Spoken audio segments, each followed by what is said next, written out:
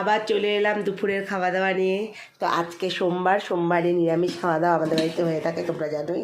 তো কী কী রান্না হয়েছে চলো তোমাদের সাথে শেয়ার করি।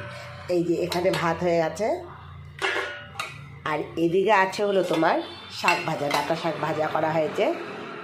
ডাঁটা শাকের সাথে লঙ্কা ভাজা হয়েছে, আমাদের ডাঁটা শাকের সাথে লঙ্কা ভাজা খুব ভালো লাগে, তাই আমরা একটু বানাই।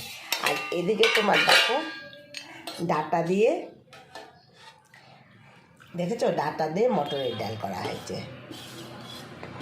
কচি কচি ডাঁটা দিয়ে মটরের ডাল করা হয়েছে, এই যে দেখো।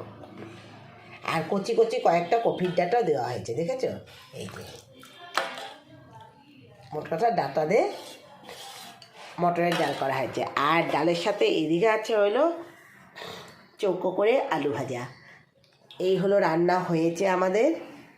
আর ওদিকে চলো কি হচ্ছে তোমাদেরকে দেখাই। এদিকে কিন্তু ঘি গরম মশলাতে একটু আলু কোয়াশের তরকারি করা হলো, মানে নিরামিষ তো একটু মাখো মাখো করে করা হলো, বেশি ঝোল রাখা হবে না, একটু ফুটিয়ে নামানো হবে। যেহেতু ওদিকে ডাল করা হয়েছে সেই জন্য এটা বেশি ঝোল রাখা হবে না।